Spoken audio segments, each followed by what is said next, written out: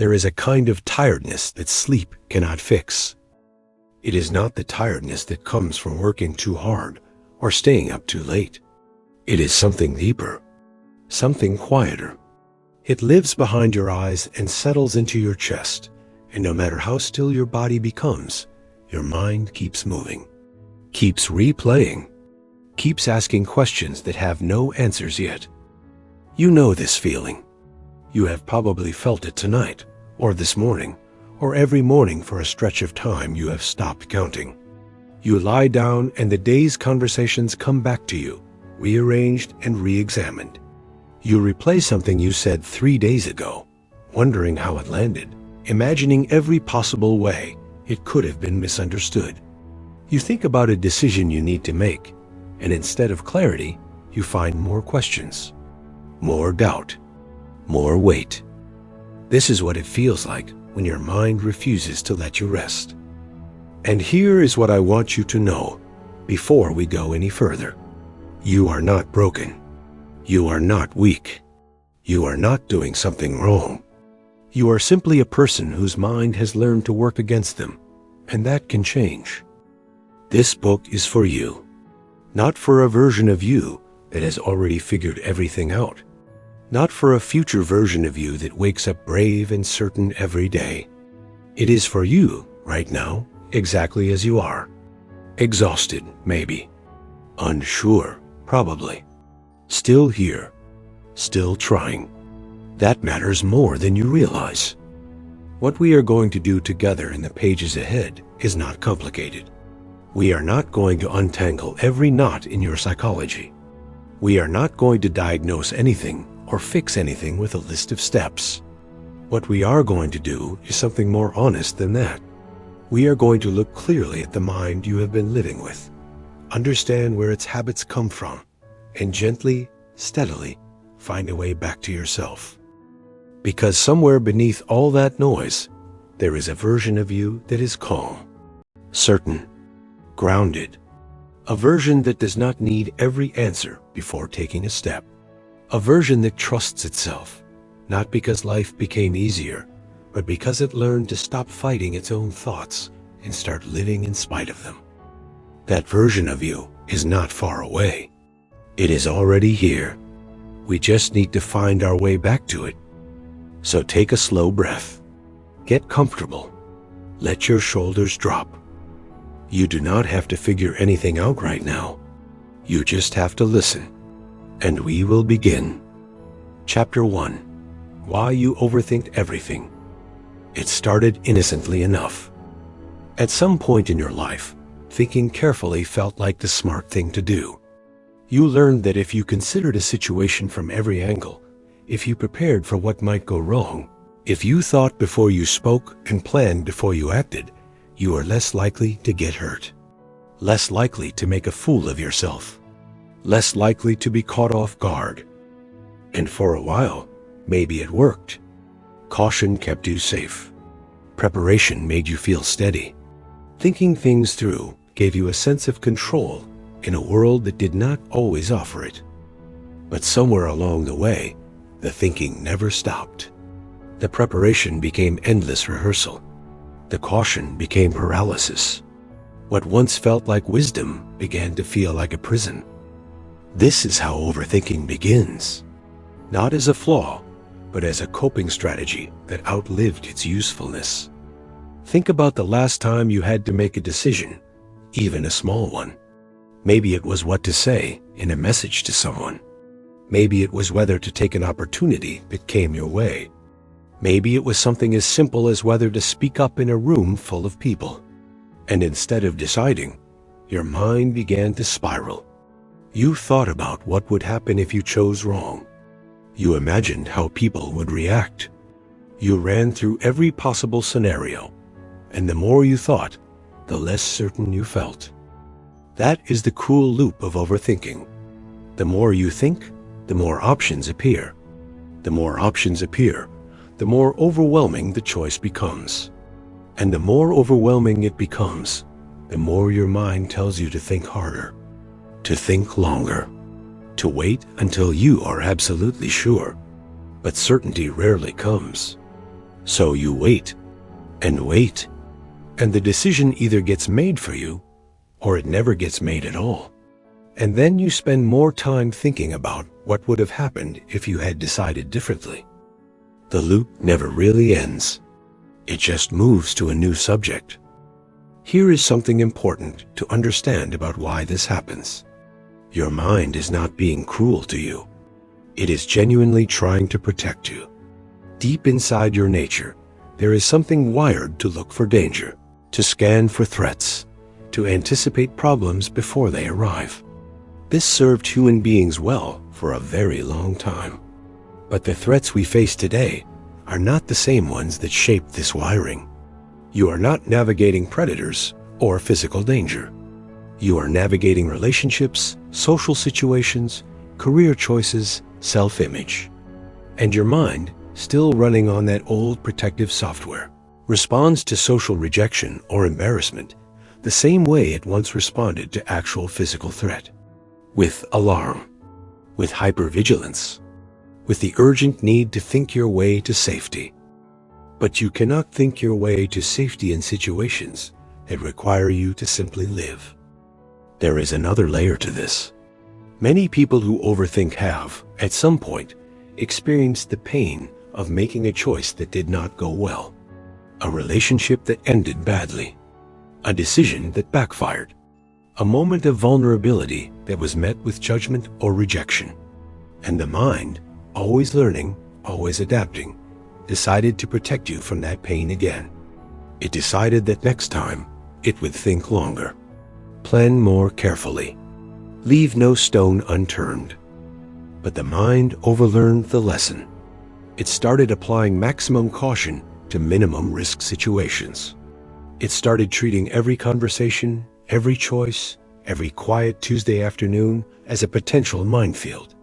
And slowly, without noticing, you began to move through your own life as if everything was fragile, as if one wrong step would shatter something important.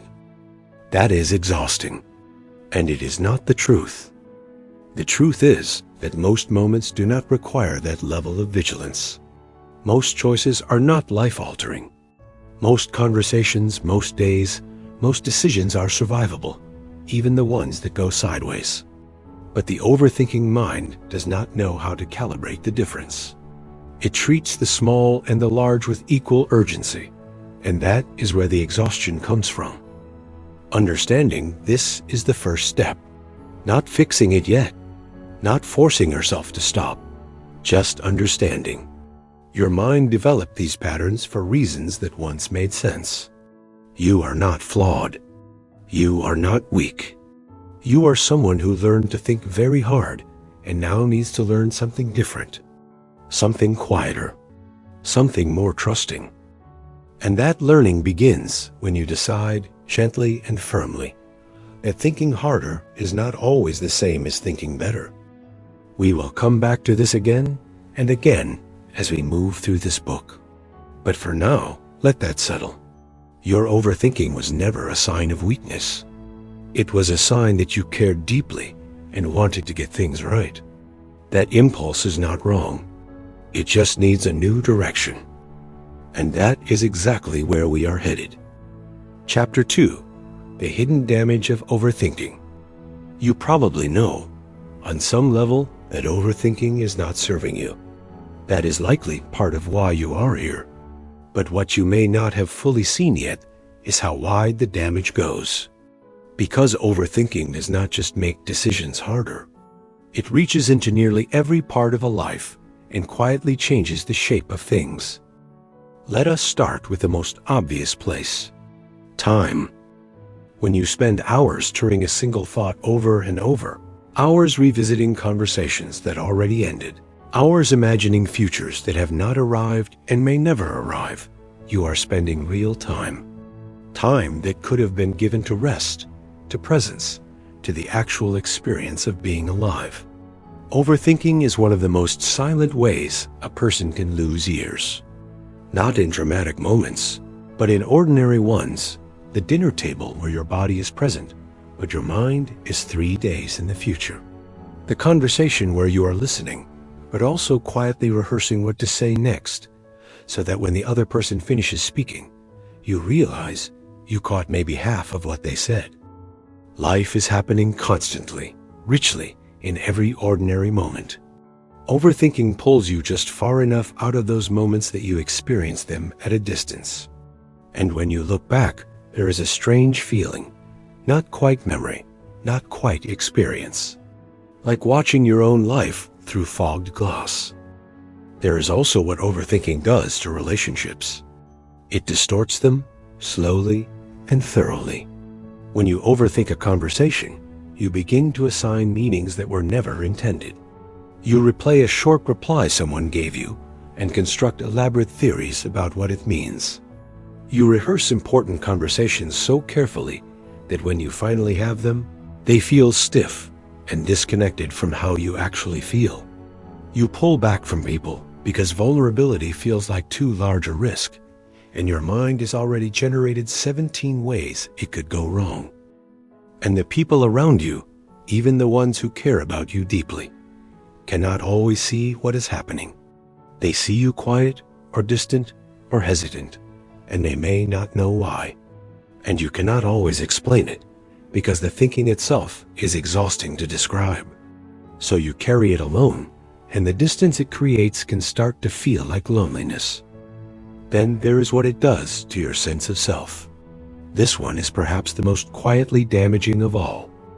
When you spend enough time second-guessing your decisions, doubting your instincts, and imagining the worst outcomes of your choices, you begin to lose trust in your own judgment. Not all at once, but gradually. Like a muscle that has not been used. You start to feel uncertain of your own opinions. You ask others for guidance on things you should be able to decide for yourself. You wait for external validation before feeling confident about your own feelings.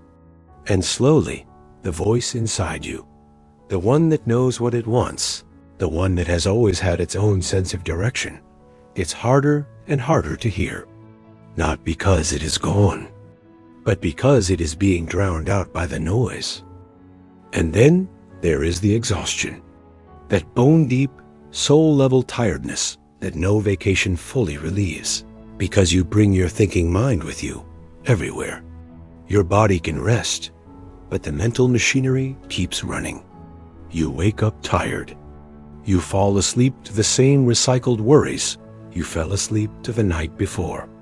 The mental bandwidth that could go toward creativity, toward joy, toward genuine connection, it is already claimed, already spent. By the time the day ends, you have not done very much, but you are utterly depleted. This is not a small thing. This is your life, and overthinking is quietly consuming large portions of it.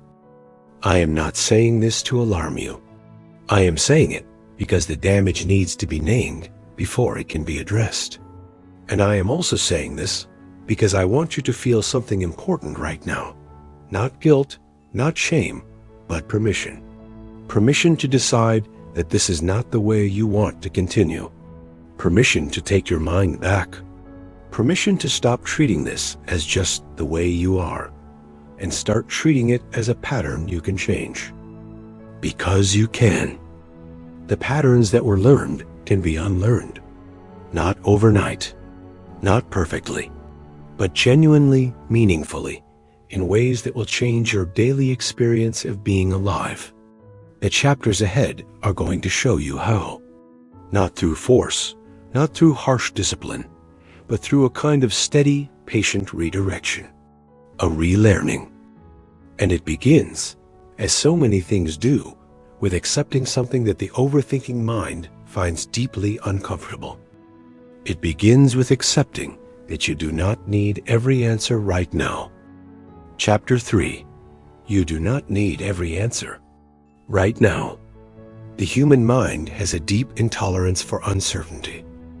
When something is unresolved, unfinished, or unknown, there is an internal pressure that builds, a restlessness that pushes you toward resolution at any cost. You feel it when you send a message and do not receive a reply. You feel it when you are waiting for a decision to be made about your life by someone else or by yourself. You feel it in the suspended space between asking a question and receiving an answer. It is uncomfortable. It feels like standing on the edge of something without being able to see the ground below. And so, to relieve that discomfort, the mind does what it always does. It thinks. It projects. It fills the unknown with estimates and scenarios and imagined outcomes. Because having a story, even a frightening story, feels better than having nothing. At least a story gives the mind something to work with. At least a story feels like a kind of control. But here is the thing. Most of the stories your mind generates in those uncertain spaces are not accurate. They are not based on what is actually happening. They are based on your fears, your past experiences, your insecurities, and your imagination. And you spend real emotional energy living inside those stories, grieving outcomes that have not happened, defending yourself against accusations that have not been made, preparing for conversations that may never occur. You suffer the imagined version of events far more often than you suffer the actual version. And the actual version, when it arrives, is almost always different. Sometimes better, sometimes harder in a different way than you expected, but almost never exactly what you constructed in that anxious mental rehearsal. Because life is not that predictable, and your imagination, for all its vividness, does not have access to information that has not arrived yet. So what do you do instead? You practice something that feels small, but is genuinely powerful. You practice tolerating the not yet. Not yet knowing what someone thinks of you. Not yet knowing which path is right. Not yet knowing how something will turn out. Not yet having all the pieces.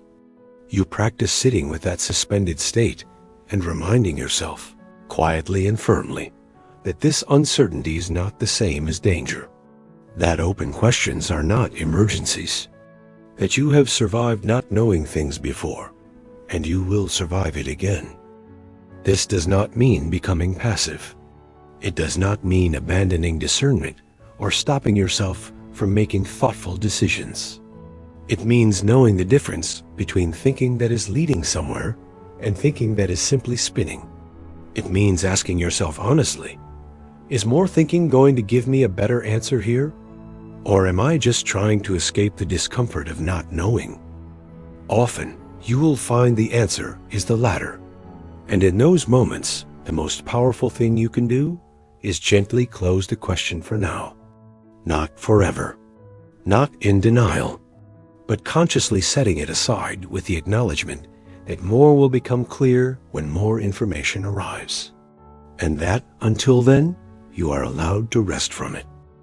There is a kind of wisdom in the phrase, I will know more when I know more. It sounds almost too simple, but for a mind that is constantly trying to know everything now, it is a radical act of self-compassion. You do not need to predict how every relationship ends before you allow yourself to be present in it. You do not need to know exactly where a career decision leads before you allow yourself to take the next step. You do not need to understand every aspect of yourself before you allow yourself to live. Understanding comes through living, not through thinking about living. And here is something worth sitting with. Some of the most important things in your life could not have been predicted or planned. They arrived through action, through accident, through small decisions that seemed ordinary at the time. If you had waited for certainty before taking any of those steps, you would have waited forever. Because certainty, in the way the overthinking mind demands it, does not exist. Not in love, not in work, not in growth, not in any of the things that matter most. What exists instead is something more honest and more sustainable. It is the quiet confidence that comes from knowing yourself well enough to take the next step, even without a guarantee. It is the willingness to trust the process of living rather than trying to manage every outcome from inside your own head. That willingness is worth building, and it grows, like most good things, with practice, with repetition, with choosing again and again to move forward rather than waiting for a clarity that only arrives through movement. Let that sink in for a moment. Clarity most often comes through movement, not through stillness. When you act, you receive new information. When you take the step, the next step reveals itself. When you have the conversation, you learn something you could not have known from the outside. The thinking never gives you what the doing can. And the longer you wait to do, the longer the thinking will fill that space with noise. So practice this, in small ways at first. Let a question go unanswered for a day and see that you are still standing. Make a small decision without overanalyzing it and notice that the world does not fall apart. Give yourself permission in ordinary moments to simply not know and to be okay with that. This is how you begin to loosen the grip of overthinking, not by defeating it, but by learning to need it a little less. Chapter 4. Stop caring so much about what people think. One of the heaviest weights a person can carry is an imagined audience.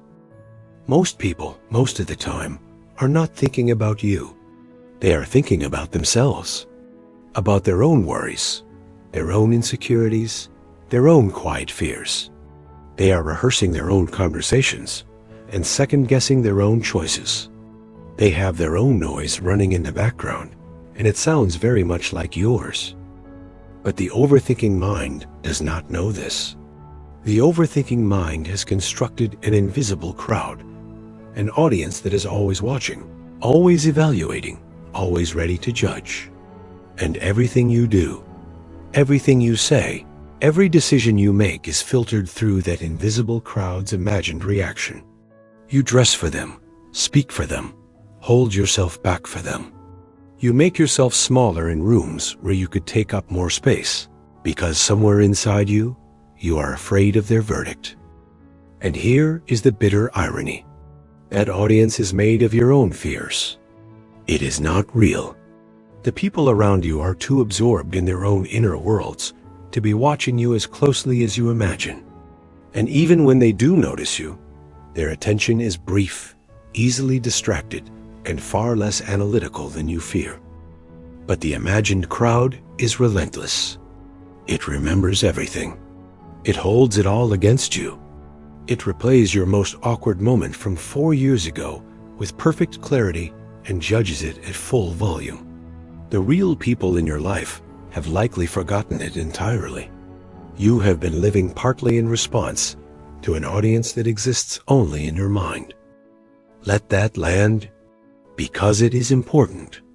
So much of your caution, your self-editing, your reluctance to be fully seen, it is in response to something that is not actually there.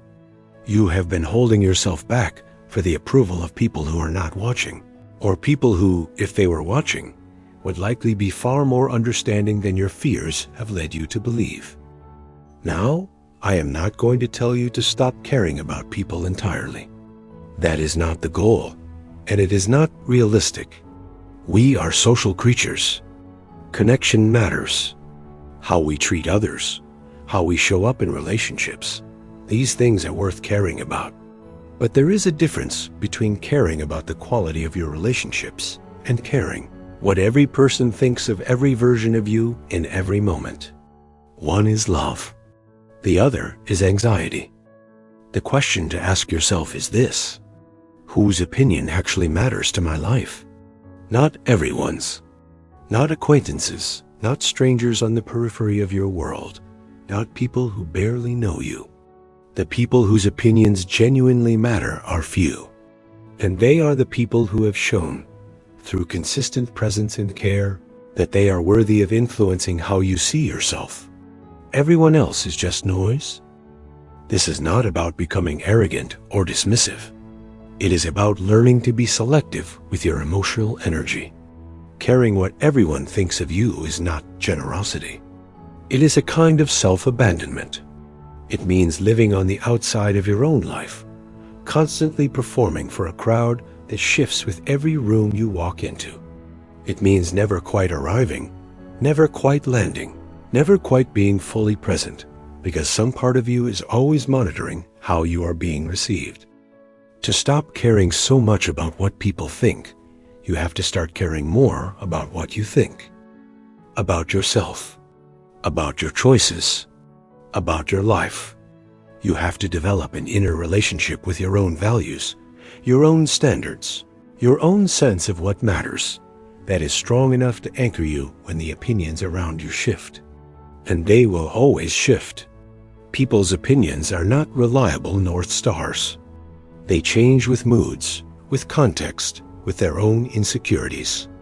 If you build your sense of self on the reactions of others, you will spend your entire life being rebuilt and demolished by forces outside your control. But if you build it on your own clear sense of who you are and what you value, something more stable emerges. Not rigid, not defensive, but rooted, grounded, the kind of quiet confidence that does not need to announce itself because it does not need to prove anything. This takes time to build. It starts with small acts of self-honesty, asking yourself what you actually think, separate from what you think you are supposed to think, making decisions based on your own values rather than anticipated approval, allowing yourself to be misunderstood by some people, knowing that being fully understood by everyone is not the goal and never was. It also takes learning to sit with the discomfort of potential disapproval, because that discomfort will come.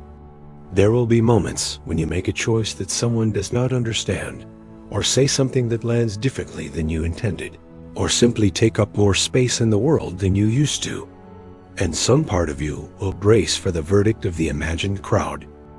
When that happens, notice it, name it, and then ask yourself whether the person whose opinion matters most in this moment is actually in the room. Usually, the answer is that the most important opinion belongs to you. And if you can look at your own choice honestly and say, that was the right thing for me, that is often enough. Not always easy, but enough. Chapter 5, Rebuild Trust in Yourself. Here is a question worth asking. When did you stop trusting yourself? Not a dramatic moment, perhaps. More likely a slow drift. A series of moments where your instincts said one thing and you chose the safer path instead. A pattern of dismissing your own feelings as dramatic, your own ideas as naive, your own preferences as less valid than someone else's certainty. Somewhere along the way, the relationship you have with yourself grew cautious and distant, the way any relationship does when trust is quietly eroded over time. And now you find yourself in a strange position. You are the only person who is with you every single moment, the only one who has access to everything you feel, everything you have experienced, everything you know about yourself. And yet, you trust yourself least of all. You wait for someone else to confirm what you already sense. You dismiss your gut feelings as irrational until logic validates them. You seek external permission for decisions that are entirely yours to make. You treat your own inner voice like an unreliable narrator, cross-referencing it constantly against what other people think, what seems reasonable, what appears acceptable. This is one of the quiet tragedies of the overthinking life. Not just that you doubt your decisions, but that you doubt the person making them. And when you cannot trust the source, no amount of thinking will ever produce confidence. Because the problem was never the quality of your decisions. It was the relationship you have with the one making them. Self-trust is not something you have or do not have. It is something you build, the same way you build trust with anyone. Through small, consistent acts of reliability. Through following through on what you say, even when what you say is said only to yourself. Through making a small choice and honoring it. Through noticing that your instincts, more often than your fears would admit, have a quiet accuracy to them. Think about the last time you had a strong sense about something, a situation, a person, a direction. Maybe you dismissed it because you could not fully explain it. Maybe someone else disagreed, and their certainty felt louder than your quiet knowing. But think honestly, how often has that quiet knowing turned out to be right?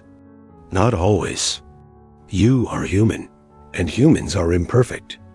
But how often have you looked back at a moment where you ignored your instincts and thought, I knew it. I knew it. And I talked myself out of it. Your instincts are not infallible, but they are not as unreliable as your self-doubt has convinced you they are. Rebuilding self-trust starts with honoring your own experience. When something feels off, not dismissing that feeling immediately in favor of the more logical explanation. When you want something, not immediately reaching for reasons why it is unrealistic or selfish or too much to ask for.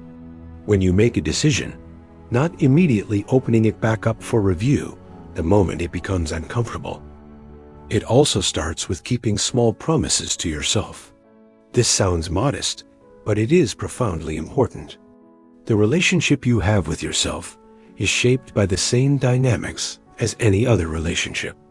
If you consistently say you will do something and then do not do it, trust erodes. If you consistently honor what you committed to, even in small ways, going to sleep when you said you would, starting the task you kept postponing, setting the boundary you kept backing away from, something accumulates. A sense that you are dependable to yourself for yourself. This quiet accumulation is the foundation of self-confidence. Not the loud, showy kind that announces itself, the kind that does not need to, the kind that simply knows it can handle what comes, because it has proved this to itself again and again in small and ordinary moments. There will be times when you make choices that do not work out. That is not evidence that you cannot trust yourself. That is just life, which is imperfect and full of incomplete information. The goal is not to make perfect decisions. The goal is to develop enough trust in your judgment that you can make honest decisions, learn from what happens, and continue forward without dissolving into shame or self-interrogation every time something does not go as planned. You are allowed to be a person who gets things wrong sometimes and still fundamentally believes in themselves. In fact, that is the only kind of person who eventually builds something real. Because the people who wait until they are perfect before they trust themselves are still waiting. They will always be waiting. Trust yourself before you feel ready. Act on what you know before you know everything. Make the decision and let the next information arrive through the living of it. This is not recklessness. This is the honest, imperfect, deeply human way of building a life you can believe in. Chapter 6. The Power of Quiet Action.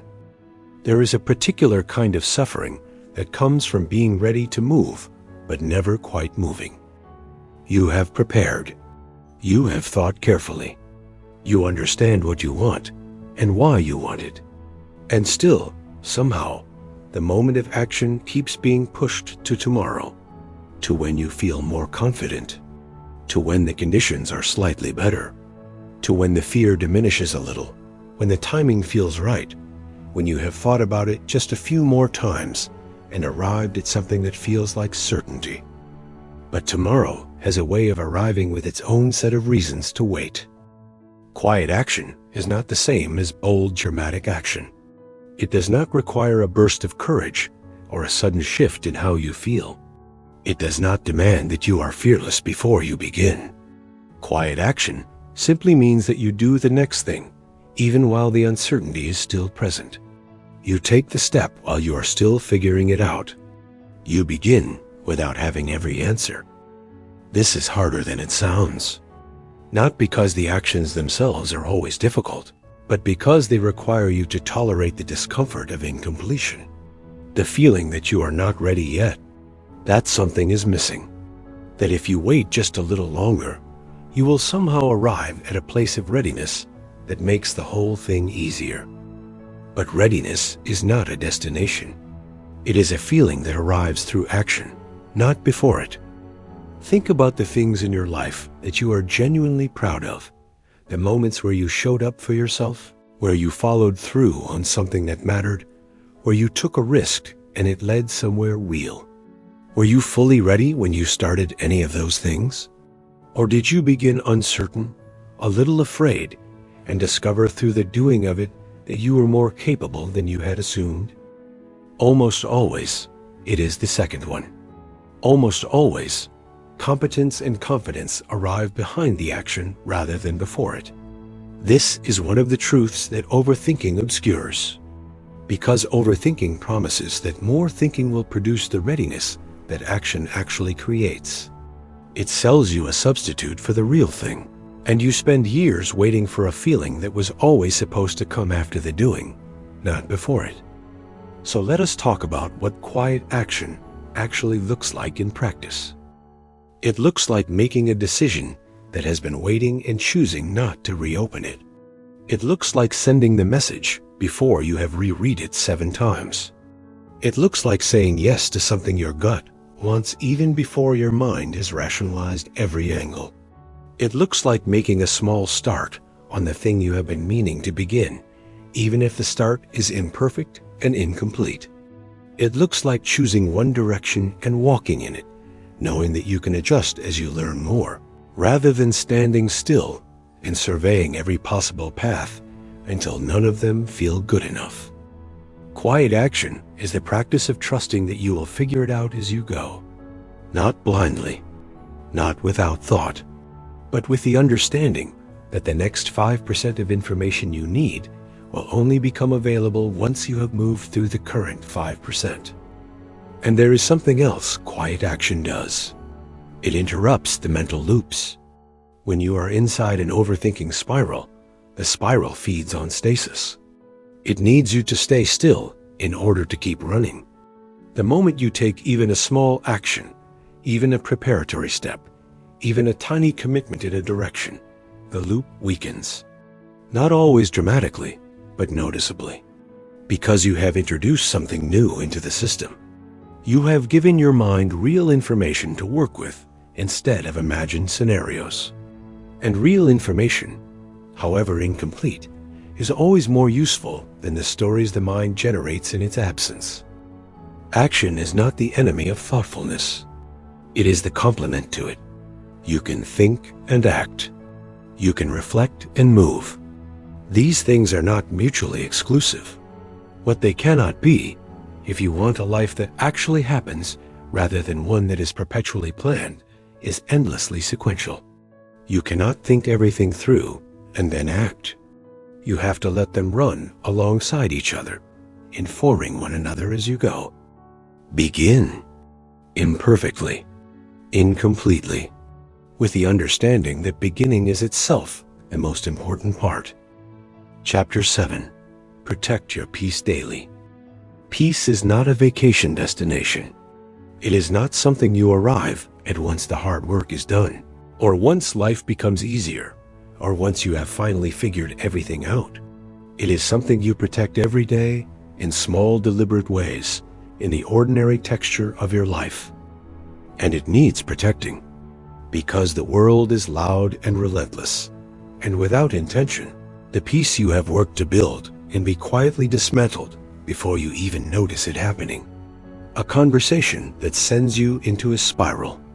A piece of information you absorb before you are ready for it. A commitment you made out of guilt that now drains more energy than you have to give. A habit of checking, scrolling, and consuming that leaves you full of other people's noise and empty of your own quiet. Protecting your peace is an active practice. It requires knowing what takes from you and what gives back to you.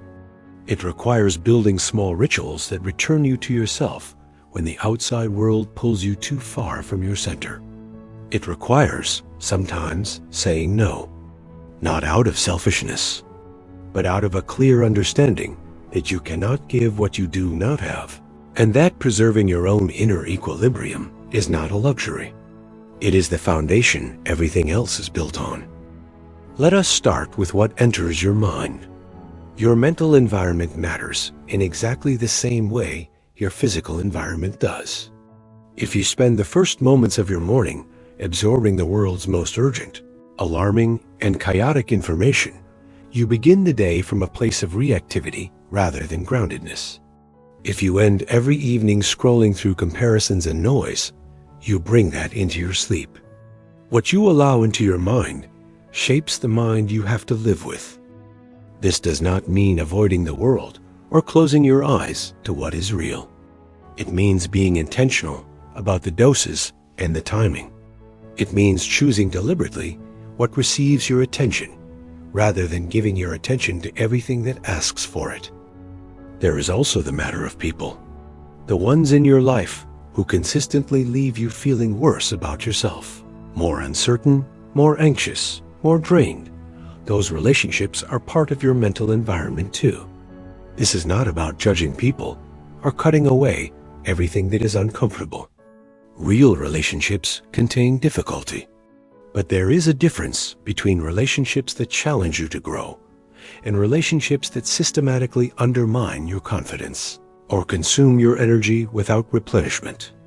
Protecting your peace sometimes means creating distance. Sometimes it means setting a limit. Sometimes it simply means deciding not to engage in conversations that have no end other than exhaustion. Now let us talk about the internal habits that protect peace, because some of the noise comes not from outside, but from your own patterns.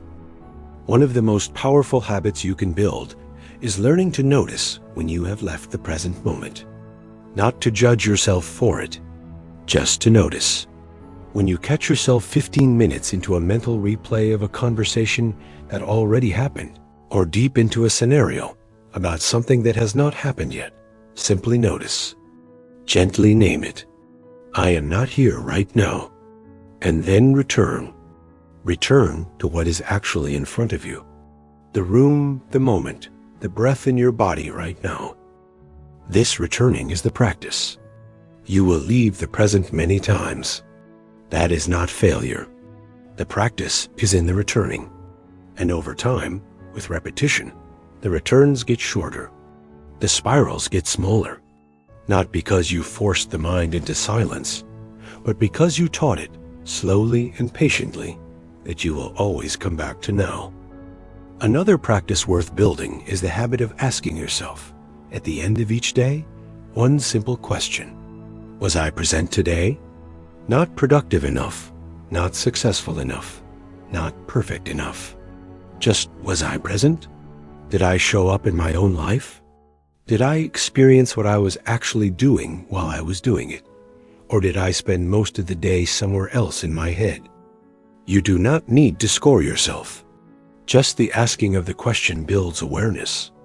And awareness is where all change begins.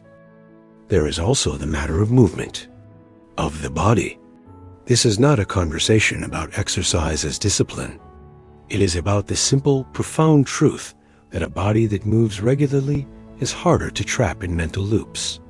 When you move, walk, stretch, breathe deeply with intention, you remind yourself that you are physical as well as mental. You discharge some of the restless energy that overthinking runs on. You arrive back in your body, which is always and only here, always and only now. The mind is the one that time travels. The body cannot. And sometimes you need the body to anchor the mind. Protect your peace like you would protect anything that matters to you, with attention, with daily effort, with the willingness to disappoint someone else occasionally in order to remain whole. Your peace is not selfish. It is the source from which you give everything else. And when it is protected, you will find that the noise gets quieter, not because the world changed, but because you changed your relationship to it. Chapter 8, A New Way to Live. You have been carrying a version of yourself that is very tired.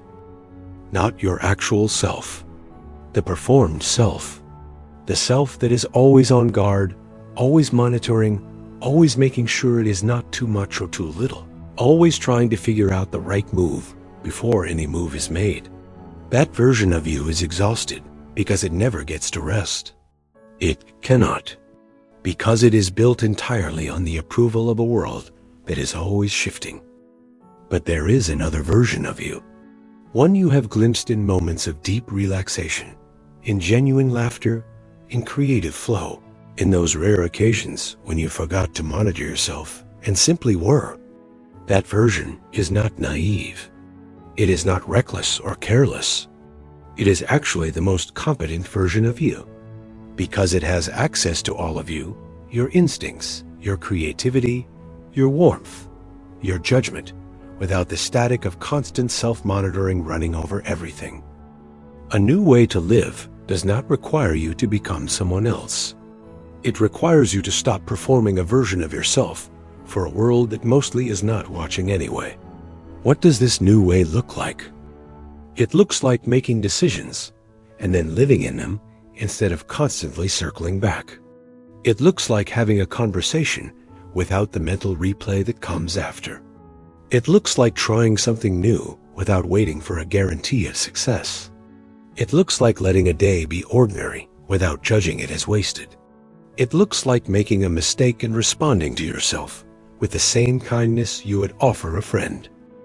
It is a life that moves, not frantically, not carelessly, but steadily, with the understanding that progress is not a straight line and never was, that some days will be clear and others murky, that you do not need to perform certainty you do not feel, that you are allowed to be a work in progress and still be fully worthy of your own life as it is happening right now. One of the most transformative shifts you can make is this. Instead of asking what could go wrong, ask what might I learn. Instead of asking what if they judge me, ask what matters to me here. Instead of asking am I ready, ask what is the smallest step I can take right now. These are not just different questions. They are different orientations toward life. The first set keeps you scanning for threats. The second set keeps you moving toward what is real and important. Over time, the questions you ask yourself habitually shape the kind of person you become. They shape what you notice, what you attempt, what you allow yourself to value. A new way to live is also a more honest relationship with imperfection, not a resigned acceptance, but a genuine understanding that the mess and the uncertainty are not obstacles to a good life. They are the actual texture of one. Nobody's life, looked at from the inside, is as clean and sorted as it appears from the outside. Everyone is improvising. Everyone is figuring it out as they go. The difference is that some people have made their peace with this, and some people keep trying to outthink it. Make your peace with it, not because you have to, but because the alternative, spending your life in an endless effort to achieve certainty and control in a world that does not offer it, costs more than it will ever return. You deserve a life that is actually yours, not a life managed from the inside of your head. A life lived with your feet on the ground and your presence in the room and your heart in what you are doing.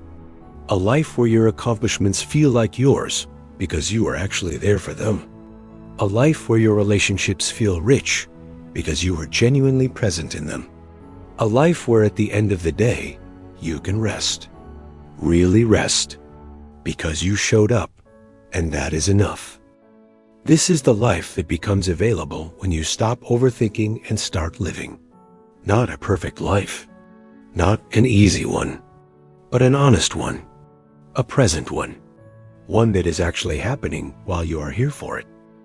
And it begins, not tomorrow, not when you are ready, not when the conditions improve, but right now. In this moment, with whatever is in front of you. Conclusion, start living now. You have come a long way in a short time. When this book began, you were someone whose mind would not let them rest. And perhaps you still are, a little. These patterns do not dissolve completely in the course of one listening. But something has shifted, even if it is only the beginning of a shift. You have named things that lived unnamed inside you. You have seen patterns in yourself that you could only improve once you could see them clearly. You have heard your own experience described in a way that perhaps made you feel less alone in it. That matters. Being understood, even by a voice in a recording, can loosen something that has been held tight for a long time. So let us end this journey not with a list of instructions, Not with a summary of everything you have heard, but with something simpler. With a conversation about beginning. About what it means, genuinely and practically, to start living now. Starting does not require that you have fixed everything. It does not require that you have resolved the overthinking completely, or found your confidence in full, or learned to be entirely unbothered by what others think. Starting means you decide, in whatever moment you are in right now, to take one small step in the direction of your own life. Not the life you are planning in your head. Not the life you are waiting to be ready for. This life, the one you are actually living.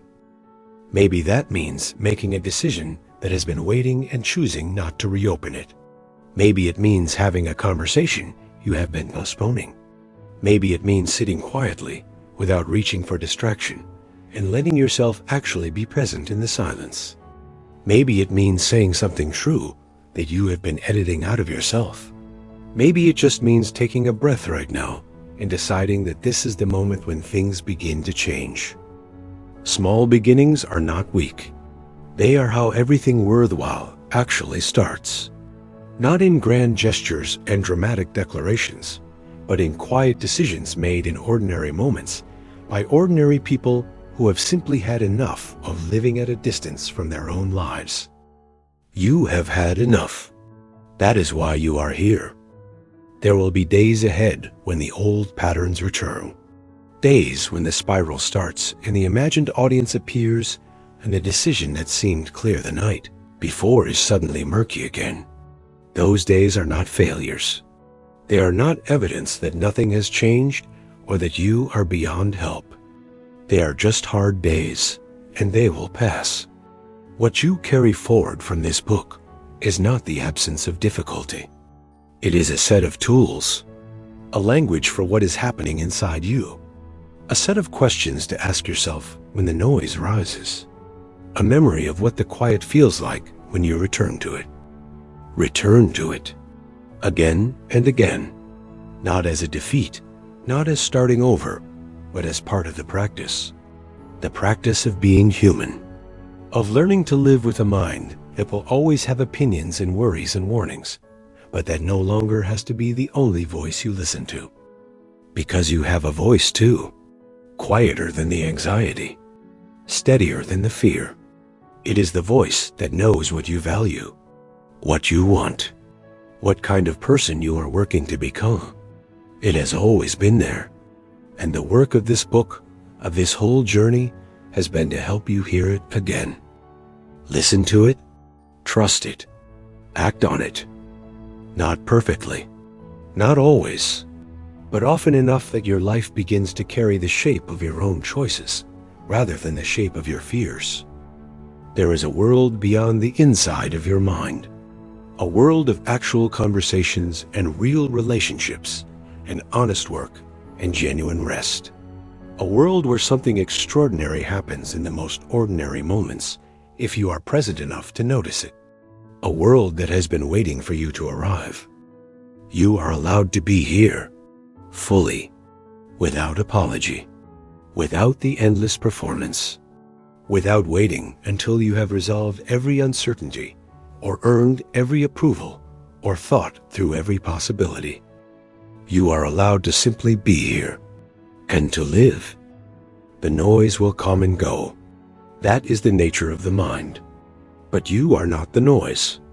You have never been the noise. You are the one who hears it, and you are the one who gets to choose what to do with it. So take a breath, settle into this moment, feel the weight of your body, the air in the room, the quiet that is already here beneath everything else. And then go, live your life, the real one, the one that is happening right now, in the actual world, with the actual people who matter to you, and the actual moments that will one day be what you remember. It is enough. You are enough. Start now.